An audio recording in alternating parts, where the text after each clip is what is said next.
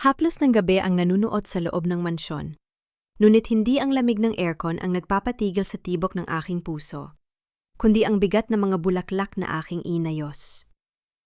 Ipinatong ko ang huling tangkay ng rosas sa florera.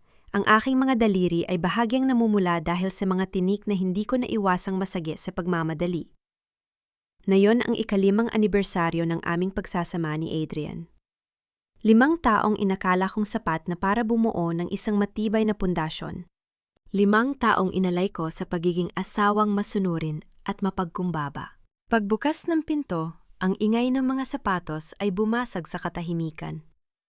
Inasahan ko ang yakap ng aking asawa, ngunit ang sumalubong sa akin ay ang pag-alalay niya sa isang babaeng nakasandal sa kanyang balikat, si Leah.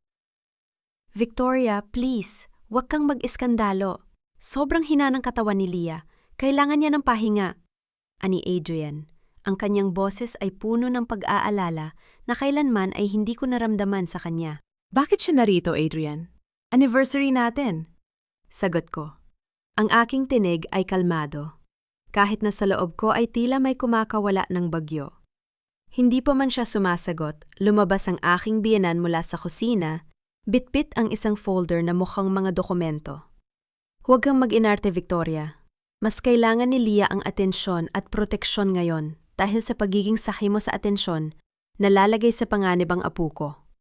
Tumalikod ako upang kumuha ng tubig nang hindi sinasadya, ay madaanan ko ang kanilang silid kung saan naiwan ang telepono ni Adrian na nakalapag sa mesa, naka-loudspeaker habang may tumatawag. Ang boses ng kausap niya ay malenaw at puno ng pangungutya.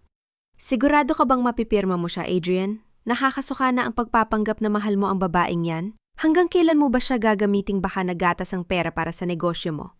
Ang boses ni Adrian ay sumagot. Hindi na ang tinig ng asawang mapagmahal, kundi isang taong puno ng karumaldumal na ambisyon. "Konting tiyaga na lang, Leah. Ang babaeng yon, siya lang ang susi para makuha ko ang pondo ng kumpanya. Pagkatapos nating makuha ang lahat ng titulo ng mga ari-arian niya, ididispatcha ko na ang walang kwentang asawa ko. Wala siyang laban sa atin." Tila tumigil ang ikot ng mundo. Ang bawat salita ay parang kutsilyong humahati sa aking dibdib. Ngunit hindi ako umiyak. Sa halip, naramdaman ko ang unti-unting paglamig ng aking buon pagkatao. Ang bawat pagtitiis ko sa loob ng 5 taon ay parang isang pelikulang biglang huminto sa maling eksena. "Victoria! Nakikinig ka ba? Pumirma ka na sa mga dokumentong ito!" Sigaw ng aking biyenan habang inilalapag ang mga papel sa mesa. "Ililipat mo ang titulo ng bahay na ito kay Leah dahil siya ang nagdadala ng supling ni Adrian. Maging makatao ka naman, huwag kang maging makasarili." Tumingin ako sa kanila. Si Adrian na nakatingin sa akin nang may halong pagkainip. Si Leah na nakangisi ng patago at ang aking biyenan na puno ng put. Inabot ko ang ballpen. Ang aking kamay ay hindi man lang nanginig. "Sige," sagot ko. "Ibibigay ko sa inyo ang lahat ng gusto ninyo." Pumirma ako ng mabilis. Ang bawat hagod ng tinta sa papel ay parang pagputol ko sa tanikala na matagal lang gumagapos sa aking dignidad. Pagkatingin ko kay Adrian, nakita ko ang tagumpay sa kanyang mga mata. Isang tagumpay na hindi niya alam na magiging simula ng kanyang sariling pagkawasak. "Salamat, Victoria," ani Adrian. Ang kanyang ngiti ay mapang-asar. "Alam kong may natitira ka pang bait." Tumayo ako ng tuwid, tinanggal ang aking apron at inilapag ito sa mesa. Tiningnan ko sila ng may malamig at matalim na paningin. Ang mga mata kong kanina lang ay puno ng pagmamahal. Ay wala ng kahit anong emosyon. "Adrian, tinupad ko ang hiling mo. Ibinigay ko na ang lahat ng gusto ninyo." Sabi ko sa boses na walang bahid ng galit, kundi puro lamig. "Ngayon, tandaan mo ang araw na ito. Dahil ito ang huling beses na makikita ninyo ang babaeng tinuring ninyong tanga. Hindi ninyo alam kung ano ang nawala sa inyo, at hindi ninyo kakayanin ang kapalit ng bawat luhang sinayang ninyo." Tumalikod ako at naglakad patungo sa pinto. Ang bawat hakbang ko ay matatag at puno ng kapasyahan. Hindi ako lilingon. Dahil sa labas ng pintong ito, hindi na ako ang Victoria na kanilang kilala. Ako na ang magiging bangungot na hinding-hindi nila makakalimutan. Paglabas ko ng mansyon, Sinalubong ako ng malamig na hangin ng gabi, ngunit hindi na nito kayang patigasin ang aking determinasyon. Ang bawat hakbang ko, palayo sa bahay na iyon ay isang hakbang patungo sa aking tunay na pagkakakilanlan. Hindi ako sumakay ng kotse. Sa halip ay naglakad ako patungo sa isang pampublikong telponyo. Ang aking mga daliri ay mabilis na dumapos sa mga numero na matagal ko nang hindi ginagamit. Hello? Ito ba ang opisina ni Ate Rodriguez? Tanong ko. Ang aking boses ay matatag, walang bakas ng pag-aalinlangan. Ihanda ang lahat ng dokumento para sa annulment at ang pagbawi sa mga assets na nakapangalan sa akin. Simula na ang proseso bukas ng umaga. Lahat ng access sa mga accounts na ginagamit ng pamilya Ashford Villanueva ay ipapa-freeze ko. Gusto ko, sa paggising nila bukas, wala na silang mahahawakan. Pagbaba ko ng telepono, tumunog ang aking mobile phone. Sunod-sunod na mensahe mula kay Adrian. Victoria, nasaan ka?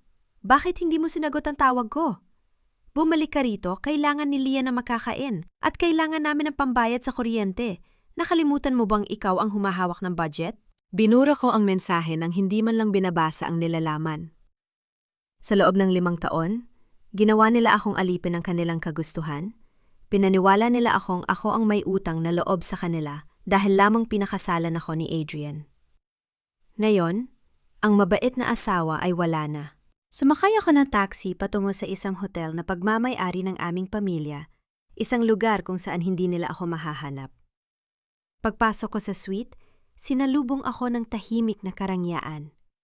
Naupo ako sa harap ng laptop at ang screen ay nagpakita ng mga datos ng kumpanya ni Adrian.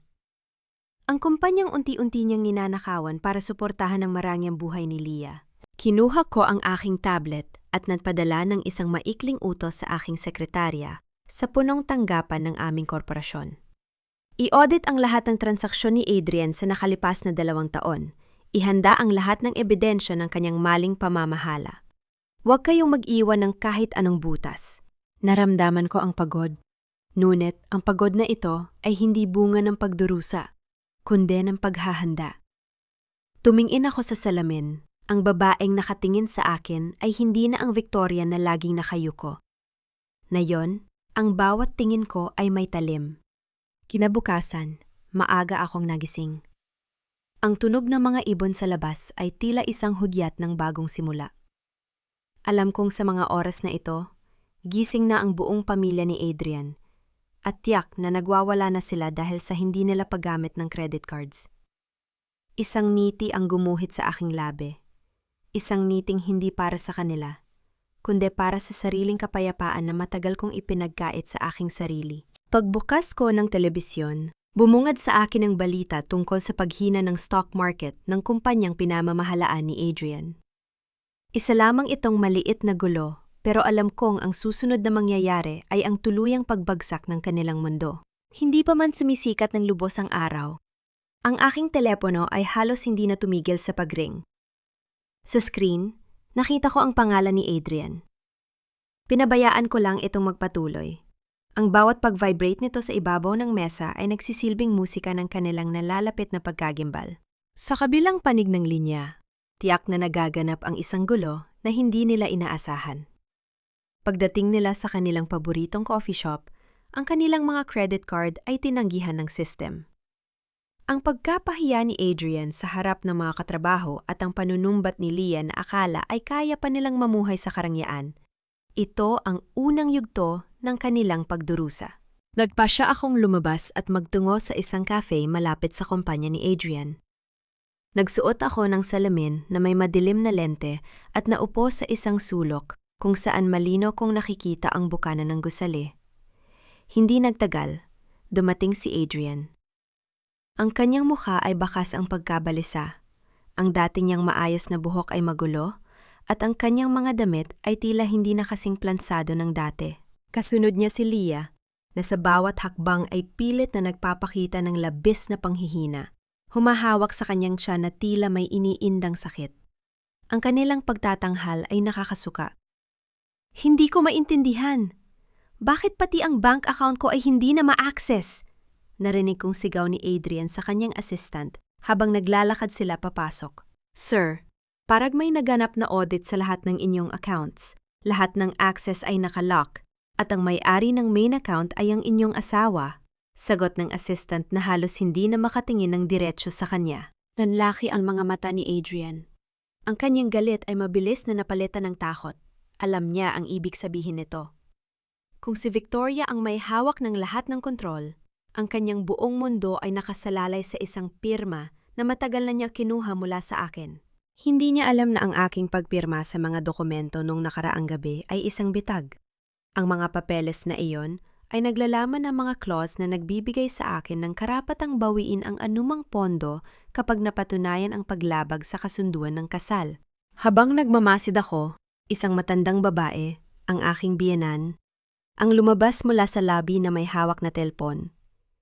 Adrian, ano itong naririnig ko? Wala na tayong pambayad sa maintenance ng bahay? Paano na ang ating lifestyle? Ang bawat salita nila ay parang mga piraso ng puzzle na unti-unting nabubuo sa aking isipan.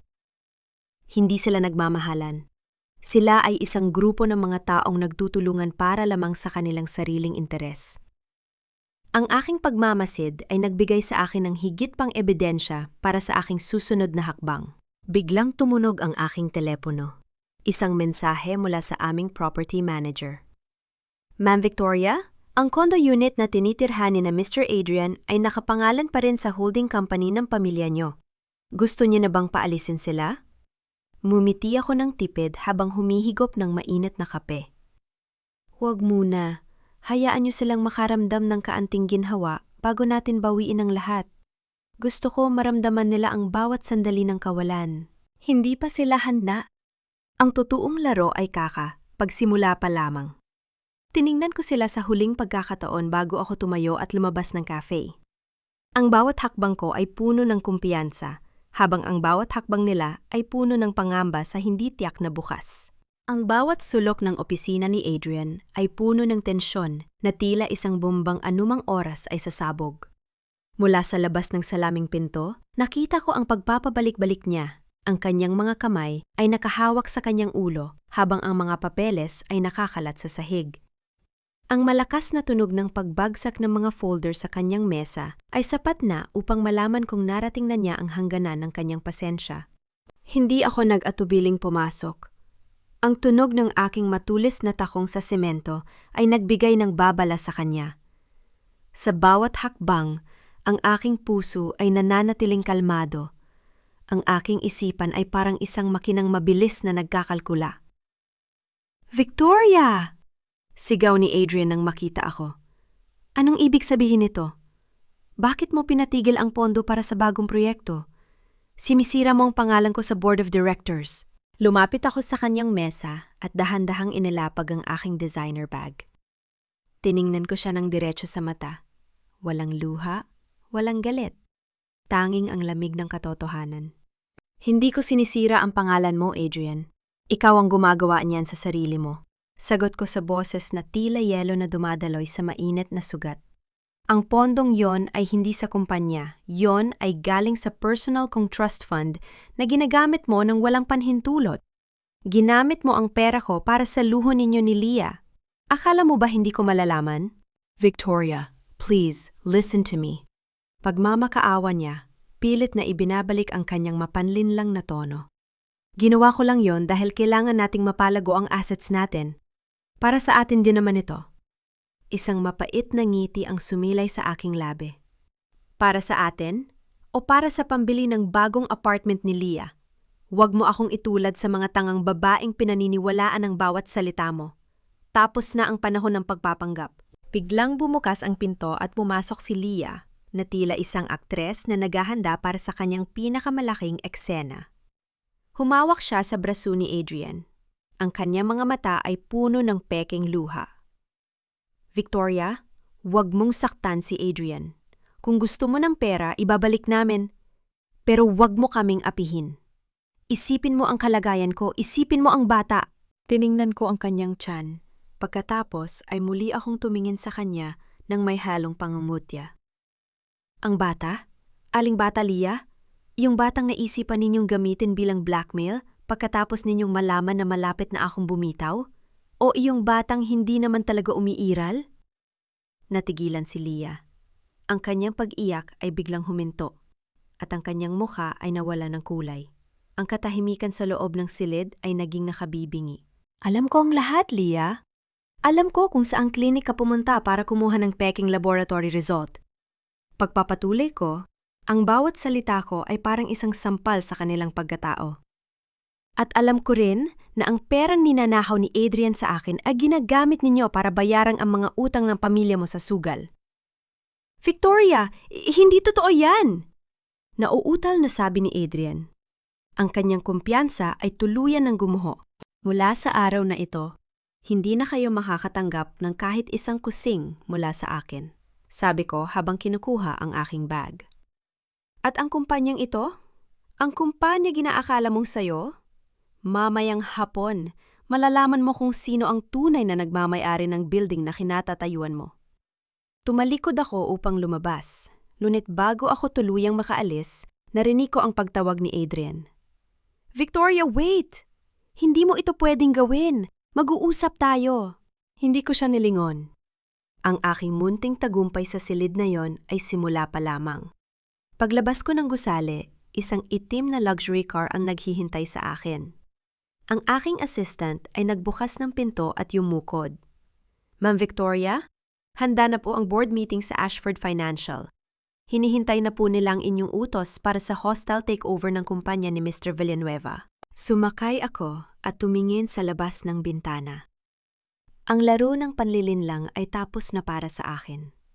Ngayon, ang totoong kapangyarihan ang magsasalita. Ang bawat hakbang ko sa makintab na sahig na marmol ng Ashford Financial Building ay tila isang deklarasyon ng digmaan. Ang marangyang lobby na ito, na may matatayog na kisame at mga chandelier na tila mga bituing bumagsak mula sa langit, ay pagmamay-ari ng aking pamilya. Sa loob ng 5 taon, iniwasan kong itapak ang aking mga paa rito dahil sa takot na malaman ni Adrian ang totoo. Na ang babaeng pinapakain niya ng tira-tirang atensyon ay ang babaeng nagmamay-ari ng mundong ginagalawan niya. Habang naglalakad ako patungo sa elevator na nakareserba para sa mga ehekutibo, nakita ko ang isang pamilyar na bulto sa waiting area. Si Adrian. Nakaupo siya roon. Hawak ang isang attaché case at tila hindi mapakali. Ang kanyang mukha ay bakas ng puyat at ang kanyang mga mata ay panay ang sulyap sa kanyang relo. Marahil ay nandito siya para humingi ng emergency loan o makipagkita sa sinumang opisyal na magliligtas sa kanyang lumulubog na kumpanya. Nang magtagpo ang aming mga mata, bigla siyang tumayo. Ang gulat sa kanyang mukha ay mabilis na napalitan ng pangumutya. Victoria, anong ginagawa mo rito? Lumapit siya sa akin. Ang kanyang boses ay puno ng asar. Don't tell me sinusundan mo ako hanggang dito. Nakakahiya ka. Ashford Financial ito. Hindi ito palengke na pwede mong basta-basta pasukin para mag-eksena. Tiningnan ko siya mula ulo hanggang paa.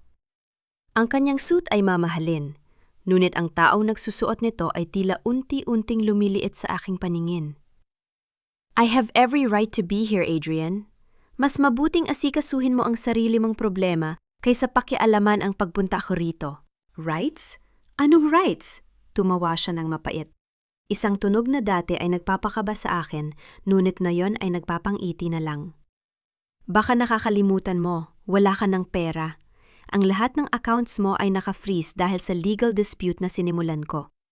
Kung nandito ka para magmakaawa sa bangko, umuwi ka na. You're just wasting your time. People here don't talk to losers. Eksaktong bumukas ang pinto ng private elevator. 2 security personnel na naka-uniforme ang lumabas at agad na yumukod sa aking harapan. Hindi ko binigyan ng kahit isang sulyap si Adrian habang naglalakad ako papasok sa loob. Wait! Paano ka nakakagamit ng elevator na yan? Sigaw ni Adrian, susubukan niya sanang sumunod, ngunit hinarang siya ng mga guard. Hoy! Asawa ko yan! Victoria! Bumalik ka rito! Ang pinto ng elevator ay dahan-dahang nagsara, kasabay ng paglaho ng kanyang boses na puno ng pagkalito at galit. Pagdating ko sa top floor, ang katahimikan ay tila isang kumot na bumalot sa akin. Sinalubong ako ni Mr. Santiago, ang CEO ng Ashford Financial at ang pinakapinagkakatiwalaang tao ng aking ama. "Welcome back, Miss Victoria," bungad niya nang may malalim na paggalang. Ang Board of Directors ay naghihintay na sa loob. Ang usapin tungkol sa liquidation ng kumpanya ni Mr. Villanueva ay ang unang agenda. Tumango ako at pumasok sa malawak na boardroom. Ang bawat mata ng mga pinakamakapangyarihang tao sa industry, yan ang pananalapi ay nakatuon sa akin. Naupo ako sa dulo ng mahabang mesa, ang upuan ng chairman. "Simulan na natin," sabi ko. Ang aking tinig ay matatag at walang bahid ng pag-aalinlangan. "Ipakita sa akin ang kabuuang utang ni Adrian Villanueva. Gusto kong malaman kung gaano kabilis natin mababawi ang bawat sentimong ninakaw niya." Isang oras ang lumipas habang sinusuri namin ang mga dokumento. Ang bawat transaksyon, ang bawat peking invoice, at ang bawat illegal na paglilipat ng pondo ay nakalatag sa harap ko. Sa gitna ng aming pag-uusap, bumukas ang pinto at pumasok ang isang secretary. Mukhang balisa. "Ma'am, nasa labas po si Mr. Villanueva. Nagpipilit po siyang pumasok. Sinasabi niya pong may mahalaga siyang appointment sa bagong may-ari ng kumpanyang kukuha sa kanya." Nagkatinginan kami ni Mr. Santiago. Isang malamig na ngiti ang gumuhit sa aking mga labi. "Papasukin niyo siya. Gusto kong makita niya kung sino ang bagong may-ari na tinutukoy niya." Pagkalipas ng ilang sandali, pumasok si Adrian. Ang kanyang mukha ay puno ng peking kumpiyansa. Pilit na inaayos ang kanyang kurbata. Hindi niya agad napansin ang mga taong nasa paligid dahil nakatuon ang kanyang paningin kay Mr. Santiago. "Mr. Santiago, salamat sa pagkakataong ito. Handa na akong pirmahan ang merger. Alam kong malaki ang maitutulong ng kumpanya ko sa inyo." Napatigil siya ng dahan-dahan kong inikot ang aking upuan upang harapin siya. Ang kanyang mga mata ay nanlaki, at dayang atikis ay halata shikis ay halos mabitawan niya, at ang kulay sa kanyang muka ay biglang naglaho. "Hindi merger ang pinunta mo rito, Adrian," sabi ko habang dahan-dahang tumatayo. "Nandito ka para isuko ang lahat ng natitira sa'yo." "Victoria? Paanong... Nauutal niyang sabi. Ang kanyang boses ay tila naipit sa kanyang lalamunan. "Meet the chairperson of Ashford Financial," pakilala ni Mr. Santiago sa boses na puno ng otoridad. "Ang babaeng tinawag mong loser sa lobby kanina ay ang babaeng nagmamay-ari ng bawat hibla ng karpet na tinatapakan mo ngayon." Ang katahimikan sa loob ng boardroom ay naging mas lalaw na kabibingi. Ang bawat pintig ng puso ni Adrian ay tila naririnig ko sa tindi ng kanyang takot. Ang kanyang mundong itinayo sa kasinungalingan ay tuluyan ng gumuho sa isang iglap. Inilapag ko ang isang dokumento sa harap niya. "Pirman mo ito, Adrian. Isukong ang kumpanya mo o hayaan mong mabulok ka sa kulungan dahil sa embezzlement. Your choice." Sa puntong ito, ang pintuan ay muling bumukas at pumasok ang aking assistant na may dalang balita. "Ma'am Victoria, nasa baba po si Leah. Hinihingi po niya ang tulong ni Mr. Villanueva dahil ang mga pulis ay nasa apartment na nila upang kumpiskahin ang mga ari-arian dahil sa utang." Tumingin ako kay Adrian na ngayon ay nakaluhod na sa sahig. Ang kanyang pagkatao ay tuluyan ng nadurog. "Mukhang tapos na ang palabas ninyo, Adrian. At ang pinakamasakit na bahagi? Ito pa lang ang simula." Ang bawat segundo ng katahimikan sa loob ng boardroom ay tila isang mabigat na pasanin na dumadagan sa balikat ni Adrian. Ang lalaking dati ay puno ng yabang, na tila ba pag-aari niya ang bawat kalsadang nilalakaran niya, ay isa na lamang bulto ng takot at pang-ininig. Ang kanyang mga kamay, na dati ay mabilis humawak sa mga mamahaling relo at baso ng alak, ay ngayon ay hindi magkamayaw sa pagkapit sa gilid ng mesa, upang hindi siya tuluyang bumagsak sa sahig. "Victoria? Honey? Mag-usap tayo." Ang kanyang boses ay tila isang gas-gas na plaka, puno ng desperasyon at wad na pagsisisi. "Alam kong nagkamali ako, pero ginaa ko lang ang lahat dahil sa presyo ng trabaho. Akala ko ba ay magkatuwang tayo sa hirap at ginhawa?" Isang malamig na tawa ang kumawala sa aking mga labi. Isang tunog na walang bahid ng saya, kundi puro pait at pangumutya. Tumingin ako sa kanya, hindi bilang isang asawang nasasaktan, kundi bilang isang hukom na handa ng ibaba ang pinal na sentensya. Hirap at ginhawa, Adrian? Ang ginhawa ay para sa iyo at kay Leah, habang ang hirap ay ibinigay mo sa akin sa loob ng 5 taon. Sagot ko habang dahan-dahang lumalapit sa kanya. Ang bawat hakbang ng aking sapatos ay lumilikha ng matatag na tunog sa sahig na tila ba binibilang ang bawat pagkakamali niya. Huwag mo nang gamitin ang salitang magkatuwang dahil kailanman ay hindi mo ako itinuring na kapantay. Para sa'yo, isa lamang akong kasangkapan, isang pitaka na walang hangganang laman. Inabot ko ang mamahaling ballpen at itinulak ang dokumento patungo sa kanya. Ang puting papel ay kumalus ko sa ibabaw ng mesa, tila nanunokso sa kanyang kinabukasan. Pirmahan mo na ito, ang lahat ng shares mo sa kumpanya, ang bahay na kinuha mo sa akin, at ang lahat ng assets na ninakaw mo ay babalik sa Ashford Financial. Ito nga ang huling pagkakataon mo bago ko hayaang ang mga abogado at pulis ang sumundo sa'yo sa labas ng gusaling ito. Nanginginig ang kanyang mga daliri nang hawakan niya ang ballpen. Ang bawat hagod ng kanyang pirma ay tila pagpunit sa kanyang sariling pagkatao. Nang matapos siya, binitawan niya ang ballpen at tumingin sa akin ng may halong poot at pagsusumamo. Ngunit bago pa man siya makapagsalita, ang malakas na pagbukas ng pinto ng boardroom ang bumasag sa tensyon. Pumasok ang aking biyenan, si Doña Imelda, na tila isang bagyong handang manalasa. Ang kanyang mukha ay mapula sa galit, at ang kanyang mga hiyas sa leeg ay kumikinang sa ilalim ng mga ilaw ng boardroom. Victoria! Ano itong kalokohang ito?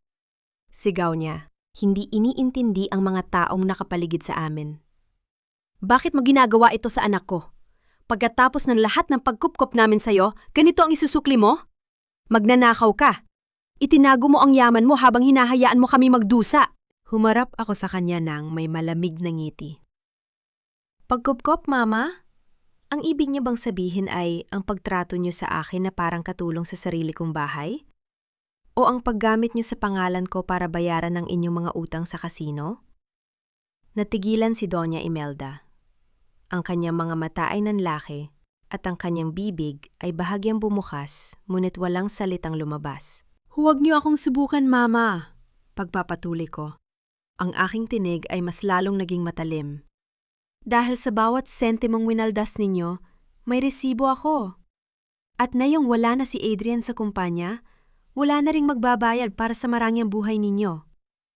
Mula ngayon, ang bawat yas na suot nyo ay kukunin ng bangko. Hindi mo magagawa ito. Asawa ka pa rin ni Adrian! Sigaw ni Doña Imelda, pilit na humahawak sa huling hibla ng kanyang kapangyarihan. Hindi na matagal, sagot ko habang tinitingnan ng aking relo. Ang mga papeles para sa annulment ay naihain na, at tungkol kay Leah, sigurado akong masisiyahan kayong malaman na ang apartment na tinitirhan niya ay kasalukuyan ng kinukumpiska. Marahil ay maaari kayong magsama-sama sa isang maliit na kwarto sa labas ng lungsod. Tumingin ako kay Adrian na ngayon ay nakayuko lamang, tila isang basang sisew. Ang kanyang katahimikan ay sapat na upang malaman kong tanggap na niya ang kanyang pagkatalo.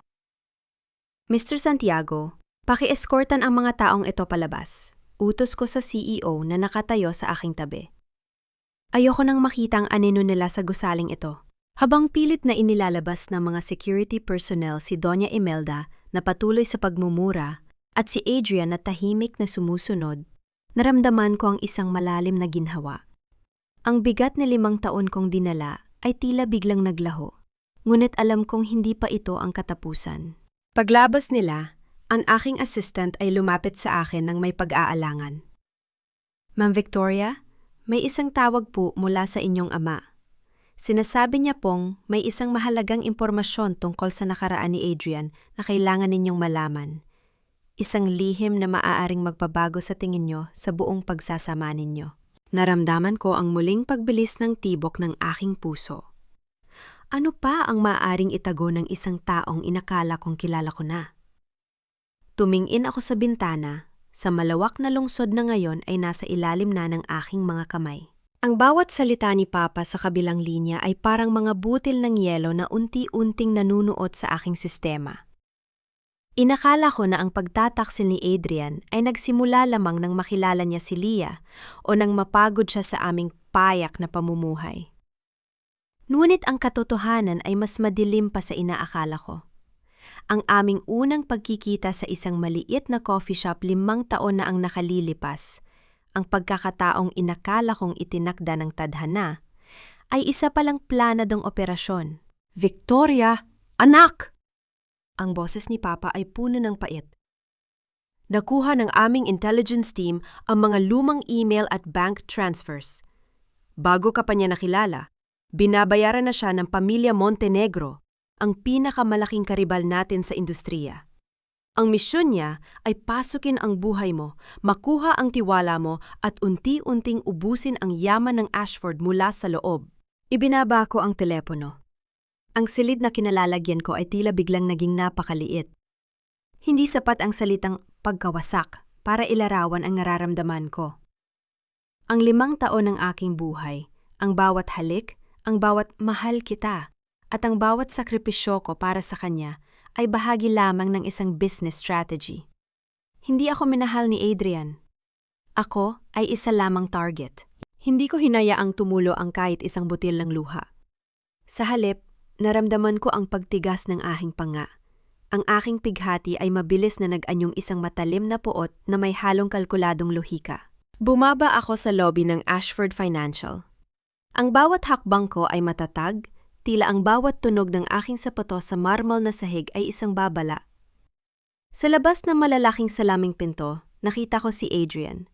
Basang-basa siya ng ulan, ang kanyang mamahaling suit ay nakadikit sa kanyang katawan, at ang kanyang mukha ay larawan ng isang taong nawala ng lahat.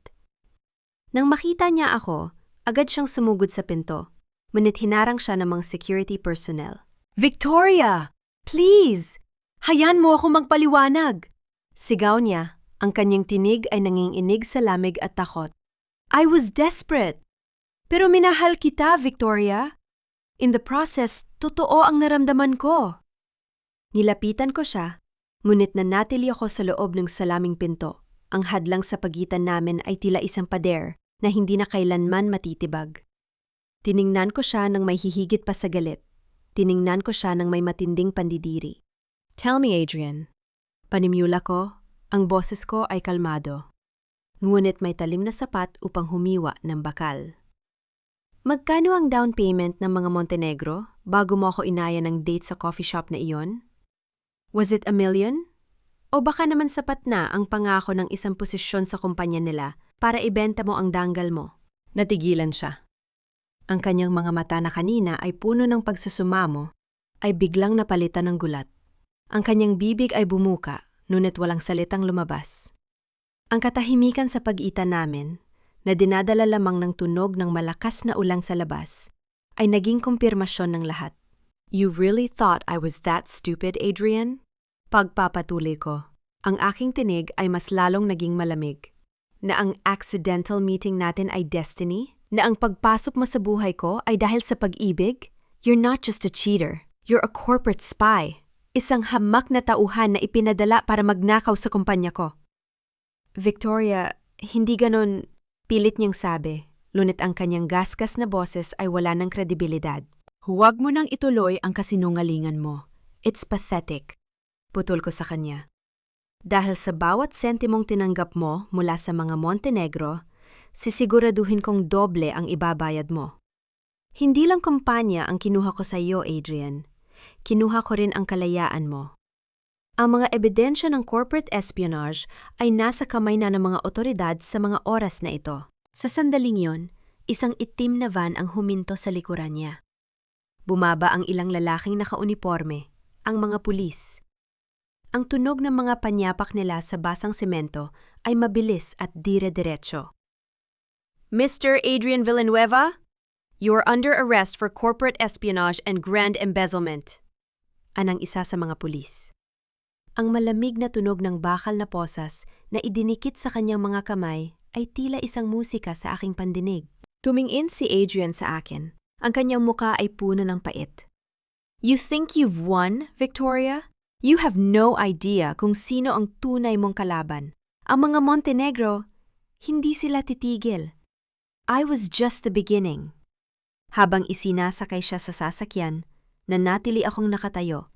Pinapanood ang paglayo ng sasakyang magdadala sa kanyang bagong tahanan. Ngunit ang kanyang huling sinabi ay nag-iwan ng isang bagong katanungan sa aking isipan. Bumalik ako sa loob ng gusali. Ngunit bago ako makapasok sa elevator, lumapit ang aking assistant. Ang kanyang mukha ay maputla. Ma'am Victoria, may natanggap po kaming report. Si Leah, nawawala po siya. At ang lahat ng bank accounts na itinago niya ay biglang na-drain sa loob ng 1 minuto. May ibang taong kumikilos sa likod niya. Naramdaman ko ang muling pagtaas ng tensyon. Ang aking tagumpay laban kay Adrian ay tila isang maliit na bahagi lamang ng isang mas malaking plano. Sino ang tunay na kumokontrol sa lahat? Ang katahimikan sa loob ng aking opisina ay tila isang malalim na balon. Sa kabila ng marang, yung paligid, ang bawat anino sa pader ay tila nagkukubli ng isang lihim na hindi ko pa natutuklasan. Nakaupo ako sa aking selyadong upuan. Pinagmamasdan ang pag-agos ng ulan sa labas ng malaking bintana. Ang tunog ng marahang pag-vibrate ng aking telepo no sa ibabaw ng lamesang gawa sa mahogany ay bumasag sa katahimikan. Ma'am, may isang panauhin sa labas. Ayaw niyang ibigay ang kanyang pangalan. Ngunit sinasabi niyang hawak niya ang susi sa lokasyon ni Leah. Ang boses ng aking sekretarya sa intercom ay bakas ng pag-aalinlangan. Papasukin mo siya, tugon ko. Hinanda ko ang aking sarili. Ang aking likod ay nanatiling tuwid, ang aking muka ay tila isang maskara ng yelo. Bumukas ang pinto at pumasok ang isang babaeng nakasuot ng itim na trench coat. Ang kanyang muka ay bahaging natatakpan ng malapad na sombrero. Nang tanggalin niya ito, naramdaman ko ang mabilis na pagpintig ng aking puso. Hindi ito si Leah. Ito ay si Sofia Montenegro, ang anak ng mahigpit na karibal ng aking ama, Victoria Ashford, o mas kilala bilang ang martir na asawa na naging reyna sa loob ng isang gabi. Ang kanyang boses ay puno ng pait at sarkasmo. Ang ganda ng iyong performance. Halos mapalakpak ako nang makita ko ang pag-aresto kay Adrian sa balita. Sofia, anong ginagawa ng isang Montenegro sa teritoryo ng mga Ashford? Ang aking boses ay hindi nang hinig.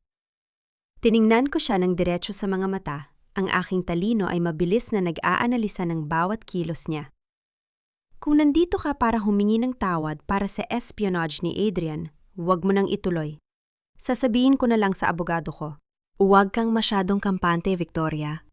Tumawa si Sofia. Ang tunog nito ay tila pagkiskis ng matalim na bakal sa semento. Akala mo ba ay nakuha mo na ang lahat? Si Adrian ay isang hamak na piyesa lamang. Isang pawn na madaling itapon. Ang tunay na tanong ay, nasaan si Leah? Nawawala siya kasama ang pera. Sagot ko ng walang emosyon. Ngunit alam nating pareho na ang perang yon ay napunta sa bulsa ng pamilya mo. Diyan ka nagkakamali. Dahan-dahang lumapit si Sofia sa aking mesa. Ang kanyang mga daliri ay dumapo sa ibabaw ng makintab na kahoy. Si Leah ay hindi namin tauhan. Siya ay tauhan mo. O mas tamang sabihin, siya ay ipinadala ng isang taong malapit sa'yo upang siguraduhin na mawawasak ang pagsasama ninyo ni Adrian nang sa gayon ay bumalik ka sa Ashford Financial at makuha namin ang gusto namin. Naramdaman ko ang biglang panlalamig ng aking mga kamay. Anong ibig mong sabihin? Ang pregnancy ni Leah? Ang mga ebidensya ng embezzlement na napakadaling mahanap. Hindi ba nakapagtataka na parang inihain ng lahat sa'yo sa isang gintong platito? Numisi si Sofia. Ang tatay mo si Victoria. Ang mahal mong ama ang nagbayad kay Leah para akitin si Adrian. Gusto niyang magising ka sa katotohanan na walang kwenta ang lalaking pinili mo. Ginamit niya ang sarili mong sakit para kontrolin ka. Ang bawat salita ni Sofia ay tila isang lason na dahan-dahang kumakalat sa aking isipan. Ang imahe ng aking ama, ang taong inakala kong protector ko, ay biglang nag-iba ng anyo. Huwag mong subukang lasunin ang isip ko, Sofia, sabi ko. Ang aking tinig ay mas lalong naging matigas. Ang pamilya Montenegro ay kilala sa paggawa ng kwento para sirain ang aming reputasyon. Kung ganoon, bakit hindi mo itanong sa kanya kung bakit ang huling tawag ni Leah bago siya naglaho ay sa private line ng iyong ama? Inilapag ni Sofia ang isang folder sa aking mesa. Narito ang call logs. At narito rin ang dokumentong magpapatunay na ang kumpanyang bumili sa mga utang ni Adrian ay isang shell company na pagmamay-ari ng mga Ashford. Dahan-dahan kong binuksan ang folder. Ang bawat pahina ay tila isang sampal sa aking muka. Ang katotohanan ay mas masakit pa sa pagtataksil ni Adrian kung totoo ang sinasabi ni Sofia. Ako ay naging isang manika lamang sa gitna ng digmaan ng dalawang pamilya. Nayon, Victoria, bulong ni Sofia. Ang kanyang muka ay ilang pulgada na lamang mula sa akin. Sino ang tunay mong kalaban? Ang asawang nagnakaw sa iyo? O ang amang kumuha ng iyong kalayaan at ginawa kang sandata laban sa amin? Bago pa ako makasagot, ang tunog ng pagbukas ng pinto ay muling umalingaw-aw. Pumasok ang aking ama, si Don Victor Ashford. Ang kanyang mukha na dati ay puno ng pagmamahal, ay ngayon ay seryoso at malamig. Sofia Montenegro, tapos na ang oras mo rito. Ani Papa sa boses na puno ng awtoridad. Tiningnan ko si Papa. Pagkatapos ay tiningnan ko ang mga dokumento sa mesa. Ang galit na nararamdaman ko kay Adrian ay tila isang maliit na spark lamang kumpara sa apoy na unti-unting nagniningas sa loob ko ngayon. Papa? Ang aking boses ay tila isang bulong na may dalang panganib. Totoo ba ang lahat ng ito? Ginamit mo ba si Leah para sirain ang buhay ko? Ang katahimikan ni Papa ang naging pinakamatinding sagot. Tumingin siya sa akin, hindi nang hihingi ng paumanhin, kundi nang may pagmamalaki. Ginawa ko ang dapat, Victoria. Para sa legacy ng Ashford. Para sa iyo. Tumayo ako ng dahan-dahan. Ang aking puso ay hindi na nasasaktan. Ito ay tuluyan ng naging bato. Mula sa araw na ito, sabi ko, ang bawat salita ay may bigat ng isang sumpa. Walang Ashford, walang Montenegro, at walang Villanueva ang magdidikta ng tadhana ko. Kung ginamit ninyo ako bilang sandata, handa na ba kayong harapin ang talim nito? Kinuha ko ang aking bag at lumakad palabas ng sarili kong opisina. Hindi ko sila nilingon. Ngunit bago ako makarating sa elevator, naramdaman ko ang paghinto ng lahat ng computer sa paligid. Ang mga screen ay biglang naging pula. Isang mensahe ang lumitaw sa bawat monitor ng Ashford Financial. The reckoning has begun. Ang mga monitor sa buong palapag ng Ashford Financial ay tila mga nagdurugong sugat sa dilim ng opisina. Ang mapulang liwanag na nagmumula sa mga screen ay nagbibigay ng nakapanlulumong anyo sa mukha ng mga empleyadong natitigilan sa takot. Ang sunod-sunod na tunog ng mga alerto mula sa mga server room ay umalingaw-ngaw sa paligid, na tila isang babala ng paparating na sakuna na hindi mapigilan ng kahit sinong security specialist. Ipatigil niyo ang lahat ng servers! Putulin ang koneksyon sa labas! Ang boses ni Papa ay dumadagundong sa galit. Ang kanyang mga kamay ay nakakuyom habang pinagmamasdan ang mabilis na pagkawala ng mga datos sa mainframe. Sofia, kung gawa ito ng pamilya mo, sisiguraduhin kong mabubulok kayo sa kalsada. Tumingin ako kay Papa, pagkatapos ay sa nagkakagulong mga IT personnel. Sa gitna ng kaguluhang ito, naramdaman ko ang isang kakaibang katahimikan sa aking loob. Ang takot na dati ay bumabalot sa akin tuwing may krisis, ay napalitan ng isang malamig at matalas na pokus. Hindi ako ang Victoria na kailangang protektahan. Ako ang Victoria na itinayo ng sarili kong mga kamay sa kabila ng kanilang mga panlilinlang. Huwag mong sayangin ang laway mo, Papa. Hindi ito gawa ng mga Montenegro. Ang aking boses ay pumuto sa ingay, sapat na upang mapalingon ang lahat. Ang code na ginagamit nila ay hindi pamilyar sa estilo ng kanilang kumpanya. Ito ay isang attack mula sa loob, gamit ang isang backdoor na matagal nang nakatanim sa system natin. Anong ibig mong sabihin, Victoria? Umalis ka rito. Hayaan mo ang mga eksperto ang gumawa nito. Bulyaw ni Papa, pilit pa ring hinahawakan ang kanyang namamatay na awtoridad. Hindi ko siya pinansin. Inalis ko ang isa sa mga empleyado sa kanyang upuan at dinala ang aking mga daliri sa keyboard. Ang bawat pagtipa ko ay lumilika ng matatag at mabilis na ritmo. Ang aking isipan ay parang isang matalas na kutsil o na humahati sa mga layer ng encryption na nakaharang. Nakalimutan na yata ni Papa na bago ako naging asawa ni Adrian, ako ang top graduate ng Information Systems at Finance sa ibang bansa. Isang kakayahang itinagu ko upang maging isang simpleng asawa lamang sa kanyang utos. Victoria, stop! Baka lalong masira ang system, sigaw ni Sofia Montenegro. Ang kanyang mukha ay puno ng pagduda. Manahimik ka, Sofia, sagot ko nang hindi inaalis ang tingin sa screen. Kung gusto mong iligtas ang perang nakuhang pamilya niyo sa amin, manood ka na lang. Habang binubura ko ang virus, isang file ang biglang bumukas sa aking monitor. Isang file na hindi bahagi ng attack. Ito ay isang lihim na record ng mga transaksyon ni Papa. Ang bawat sentimong ibinayad kay Leah, ang bawat pananakot sa pamilya ni Adrian, at ang mga plano niyang gamitin ang aking paghihirap para sa isang hostile takeover ng lahat ng maliliit na bangko sa bansa. Naramdaman ko ang paglamig ng aking dugo. Ang reckoning na sinasabi sa screen ay hindi lamang isang attack sa pera.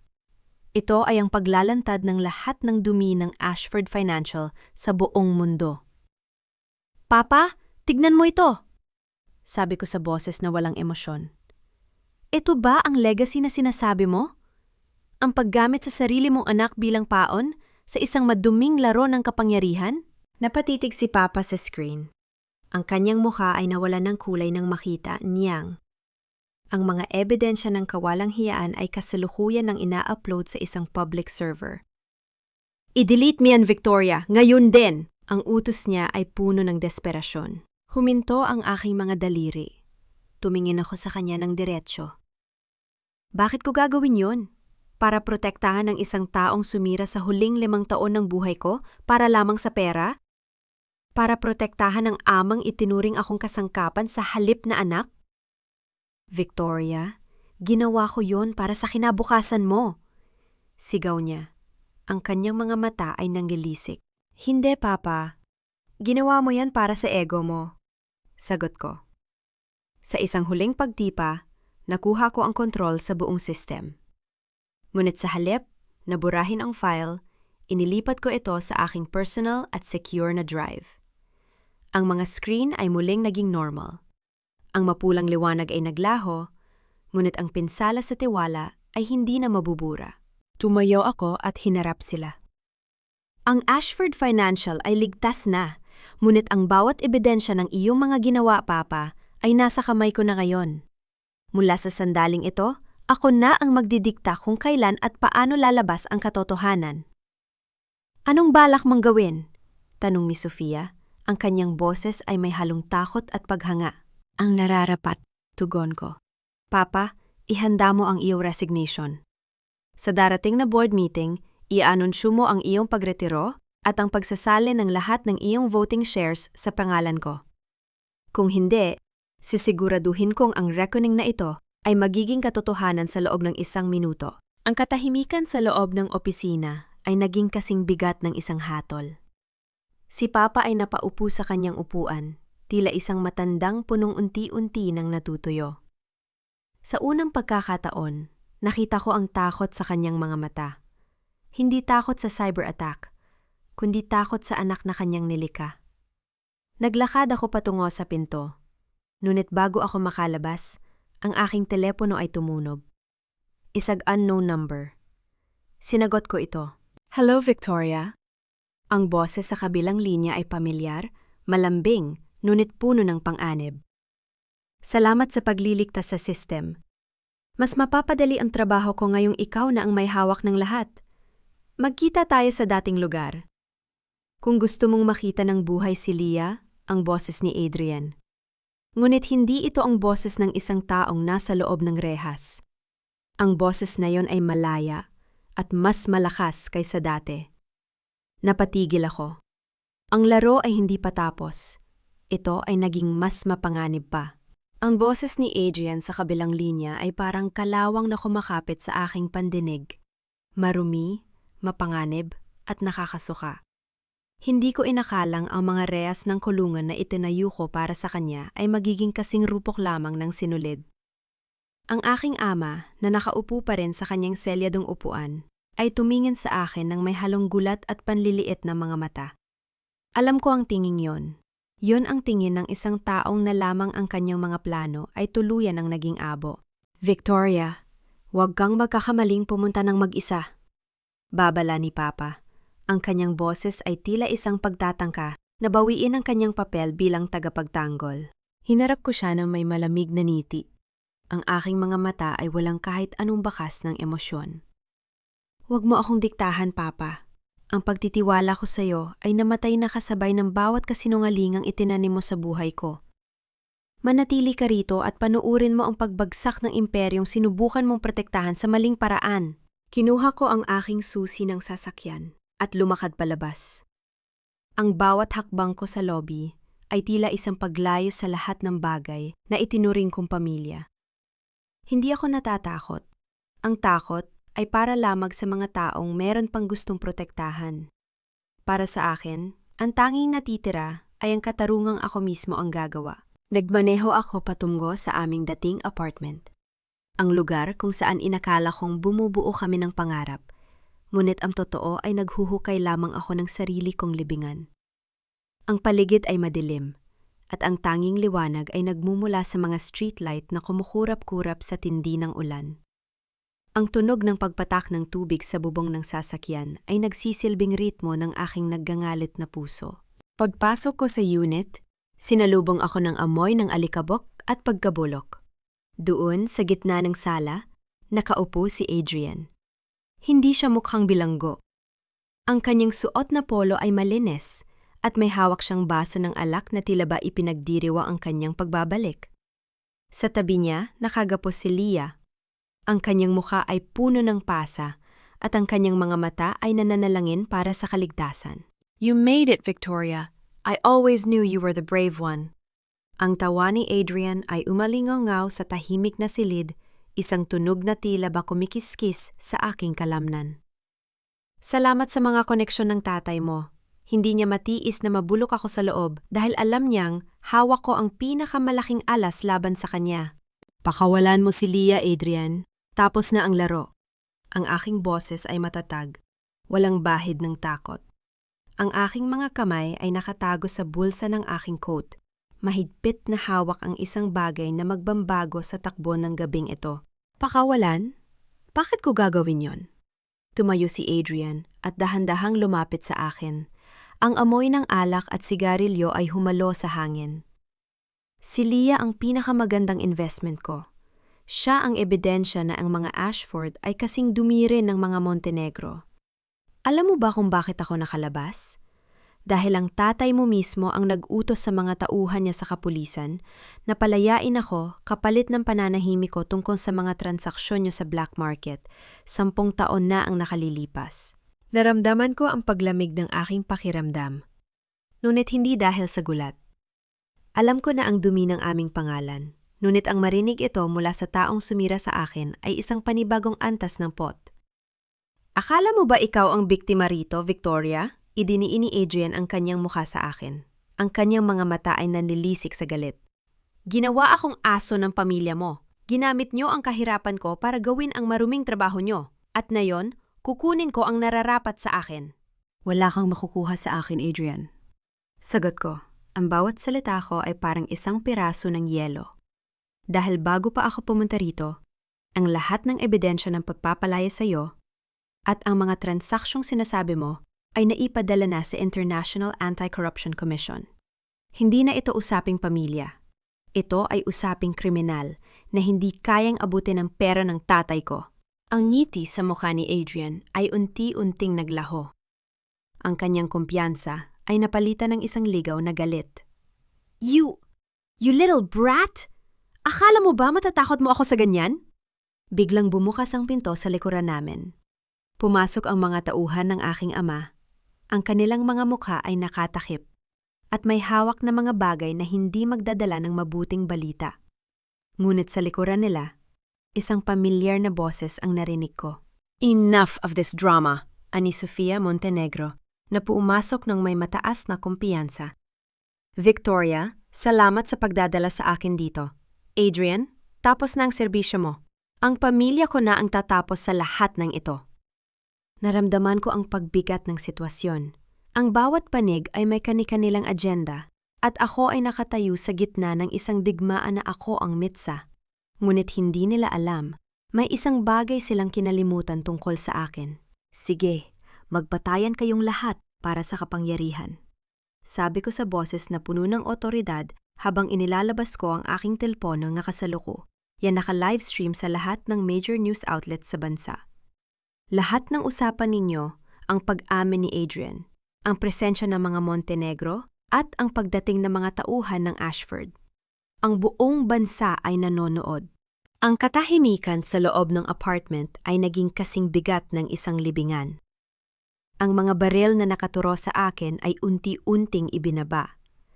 Ang takot na nakikita ko sa kanilang mga mata ay ang pinakamatamis na gantimpala na natanggap ko.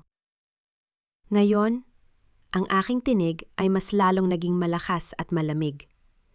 Sino ang gustong maunang mabulok sa kulungan? Sa gitna ng tensyon, isang malakas na tunog ng sirena ng pulis ang narinig mula sa ibaba. Ang kanilang mga asul at pulang ilaw ay sumasalamin sa mga bintana. Ngunit sa halip na sumuko, isang mabilis na pagkilos ang ginawa ni Adrian. Kinuha niya ang isang kutsil o sa mesa at itinutok ito sa leeg ni Leah habang dahan-dahan silang umaatras patungo sa balkonahe. Kung babagsak ako, isasama ko ang lahat! Sigaw niya, ang kanyang mukha ay puno ng kabaliwan. Ang ulan ay tila naging mas malakas. Ang bawat patak nito ay humahampas sa railings ng balkona. Na tila ba nakikidalamhati sa gulo sa loob ng silid? Ang hangin ay humuhugong. Pilit na pumapasok sa nakabukas na pinto at pinapalipad ang mga kortinang tila mga puting bandila ng pagsuko. Ngunit walang sinuman sa amin ang handang sumuko. Adrian, bitawan mo ang kutsilyo. Wala ka nang matatakasan. Ang boses ko ay nanatiling matatag, tila isang angkla sa gitna ng bagyo. Hindi ako gumagalaw, nananatiling nakatayo sa gitna ng sala habang ang aking mga mata ay nakapako sa nang-inginig na kamay ni Adrian. Lalayo kayo! Isang hakbang pa at tatapusin ko ang buhay ng babaeng ito. Ang sigaw ni Adrian ay humalo sa dagundong ng kulog. Ang kanyang mga mata ay nanlilisik. Ang kanyang buong pagkatao ay tila lason na unti-unting kinakain ng sarili niyang takot. Tiningnan ko si Leah. Ang kanyang mga mata ay puno ng luha. Ang kanyang katawan ay nanginginig sa ilalim ng talim ng kutsilyo. Ngunit sa pagkakataong ito, hindi awa ang nararamdaman ko para sa kanya. Nararamdaman ko ang isang malalim na pagkapagod. Pagkapagod sa lahat ng drama, sa lahat ng kasinungalingan, at sa lahat ng mga taong inakala nilang kaya nilang paglaruan ng buhay ko. You're pathetic, Adrian, sabi ko. Ang boses ko ay mas lalong naging malamig. Tila ba bawat salita ko ay isang hiwa ng yelo? Sa tingin mo ba ay ililigtas ka niyan? Ang buong bansa ay nakapanood na sa ginawa mo. Ang bawat salitang binitawan mo, ang bawat pag-amin mo ay nakarecord na sa kasaysayan ng internet. Kahit patayin mo si Leah, hindi ka na magiging biktima. Ikaw ay mananatiling isang kriminal, isang traidor at isang hamak na tauhan na itinapon na ng sarili niyang mga amo. Napatitig si Adrian sa akin. Ang kanyang kumpiyansa ay tuluyan ng gumuho. Ang kutsilyo sa kanyang kamay ay nagsimulang gumalaw ng hindi direkta. Hindi totoo yan. Mahal ako ng mga tao. Ako ang biktima rito. Ang tatay mo ang sumira sa akin. Ang tatay ko ay isang manipulador. Totoo yon. Ngunit ikaw? Ikaw ay isang taong pumili na maging kasangkapan. Dahan-dahan akong lumapit. Hindi dahil sa emosyon, kundi dahil sa kalkuladong lohika. Pinili mong saktan ng asawang nagbigay sa iyo ng lahat. Pinili mong magnakaw. Pinili mong pumatay ng danggal para sa pera. Ngayon, harapin mo ang resulta ng mga pinili mo. Sa sandaling iyon, ang mga ilaw ng sasakyan o pulis sa ibaba ay muling sumalamin sa mga bintana. Ang kanilang asul at pulang liwanag ay nagbibigay ng nakapanlulumong anyo sa mukha ni Adrian. Narinig namin ang tunog ng mabibigat na yabag ng mga pulis na paakyat sa hagdanan. Ang bawat hakbang nila ay tila bilang na mga natitirang sandali ni Adrian sa labas ng rehas. Sofia Montenegro, na kanina pa nakatayo sa isang sulok, ay nagtangkang gumalaw patungo sa pinto. Ngunit hinarang ko siya ng isang matalim na tingin. Huwag kang aalis, Sofia. Kasama ka sa livestream na ito. Ang pakikipagsabwatan ng pamilya mo kay Adrian ay hindi nalihim. Ang takot sa mukha ni Sofia ay ang pinakamasarap na tanawin na nakita ko sa gabing yon. Ang reyna ng mga Montenegro, na inakalang siya ang may hawak ng lahat ng alas, ay isa na lamang natatarantang bata. Victoria, please, let's talk about this later. Pakiusap ni Sofia. Ang kanyang boses ay wala na ang dating yabang. Wala na tayong pag-uusapan. Sagot ko. Biglang isang malakas na tunog ng pagbagsak ng pinto ang narinig mula sa main entrance ng apartment. Ang mga pulis ay nakapasok na. Sa gitna ng pagkagulat ni Adrian, sinamantala ni Leah ang pagkakataon. Siniko niya ang tiyan ni Adrian at mabilis na kumalas. Ang kutsilyo ay bumagsak sa semento, lumilika ng matinis na tunog na tila bahudyat ng katapusan. Agad na sumugod ang mga operatiba at dinaluhong si Adrian.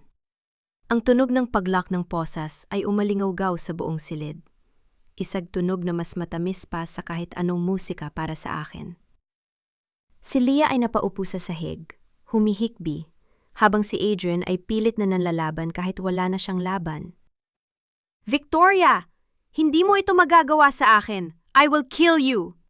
Sigaw ni Adrian habang kinakaladkad siya palabas. Tiningnan ko siya sa huling pagkakataon. Walang galit sa puso ko. Tanging isang malalim na pakiramdam ng tagumpay. Hindi mo na ako masasaktan, Adrian. Dahil mula ngayon, ikaw ay isa na lamang bilang na nakasulat sa pader ng kulungan. Nang mailabas na ang lahat, nanatili akong nakatayo sa gitna ng apartment. Lumapit sa akin si Mr. Santiago, ang aking pinagkakatiwalaang manager. "Ma'am Victoria, ang balita ay kumalat na sa buong mundo.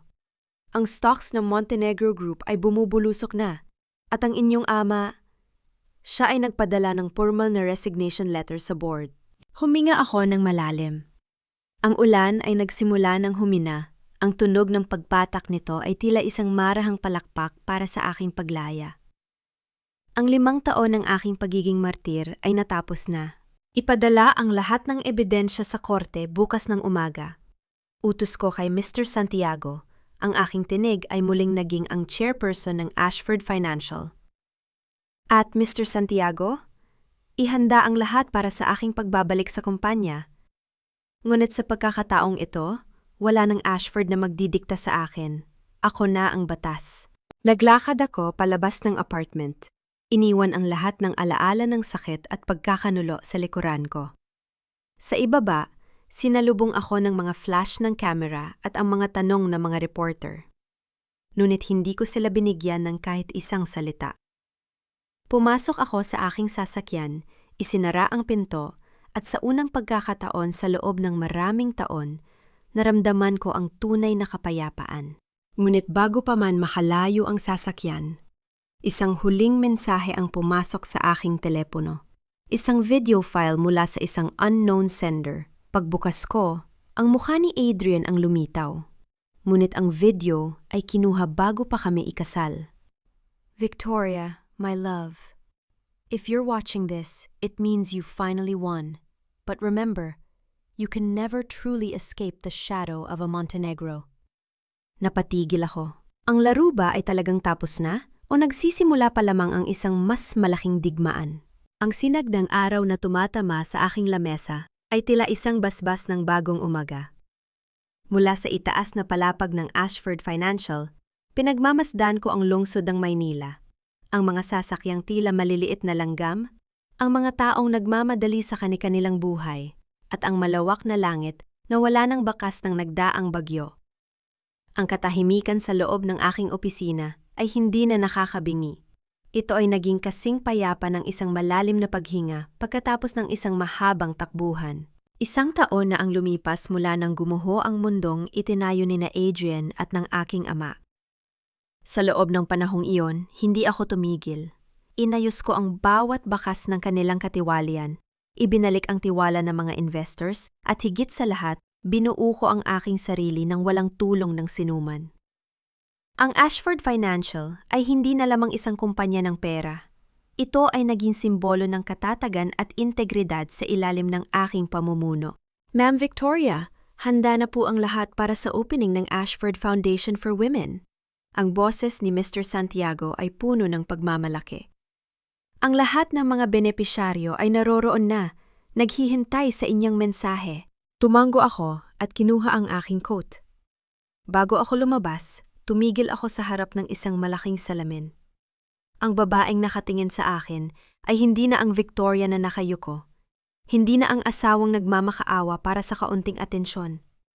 Ang aking mga mata ay puno ng liwanag at talino. Ang aking panga ay matatag. At ang bawat galaw ko ay may awtoridad. Nabalitaan ko ang tungkol kay Adrian. Siya ay kasalukuyang nagsisilbi ng kanyang sentensya sa loob ng maximum security prison. Ang huling balitang narinig ko, wala ni isang miyembro ng kanyang pamilya ang buwibisita sa kanya. Si Doña Imelda naman ay naninirahan na lamang sa isang maliit na paupahang kwarto. Ibinebenta ang kanyang mga huling iyas para lamang may makain. Si Leah? Naglaho siya ng parang bula, dala ang takot na baka mahanap siya ng mga taong pinagkakautangan niya. Wala akong naramdamang tuwa sa kanilang kinahantnan. Wala rin akong naramdamang galit. Ang nararamdaman ko ay ang kalayaan na hindi na sila bahagi ng aking isipan. Ang pagpapatawad ay hindi nangangahulugang ibabalik mo sila sa buhay mo. Ang pagpapatawad ay ang pagpili na huwag nang hayaang kontrolin ng kanilang mga alaala ang iyong bukas. Pagdating ko sa event, sinalubong ako ng masigabong palakpakan. Tumayo ako sa harap ng mikropono, tinitingnan ang daan-daang kababaihan na may kanikanyang kwento ng paghihirap at tagumpay.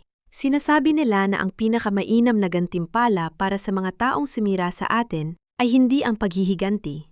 Panimula ko, ang aking boses ay umalingaw-ngaw sa buong hall, matatag at puno ng pag-asa.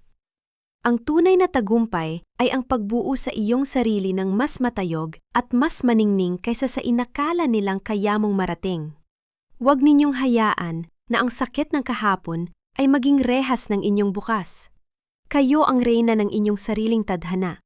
Habang naglalakad ako palabas pagkatapos ng programa, isang lalaki ang lumapit sa akin. Hindi siya bahagi ng aking nakaraan. At hindi ko rin alam kung magiging bahagi siya ng aking kinabukasan. Ngunit ang kanyang ngiti ay tapat, at ang kanyang pagbati ay walang bahid ng interes sa aking yaman. Congratulations, Miss Victoria. Ang iyong kwento ay naging inspirasyon para sa marami. Ani Gabriel, isang tanyag na arkitekto na nakilala ko sa isang charity event. Salamat, Gabriel. Sagot ko ng may tipid na ngiti. Ang paglalakbay ay mahaba, ngunit sulit ang bawat hakbang. Sumakay ako sa aking sasakyan at tiningnan ang huling silip ng araw sa abot tanaw. Alam kong ang banta ng mga Montenegro ay nariyan pa rin, at ang mundo ng negosyo ay palaging puno ng mga lubong nagtatago sa balat ng tupa. Ngunit sa pagkakataong ito, handa na ako. Hindi na ako ang biktima. Ako na ang mangangaso. Ang aking pangalan ay Victoria Ashford. At ang aking kwento ay hindi nagtatapos sa isang happy ending na kasama ang isang lalaki. Ang aking kwento ay nagtatapos sa aking sarili, buo, malaya, at hindi na muling magpapaalipin sa kahit na sinong mapagpanggap na pag-ibig. Sa bawat hakbang ko pasulong, baon ko ang aral ng nakaraan. Ang pinakamalakas na kapangyarihan ay hindi ang pera o ang titulo, kundi ang pagmamahal sa sarili na walang sinumang pwedeng magnakaw.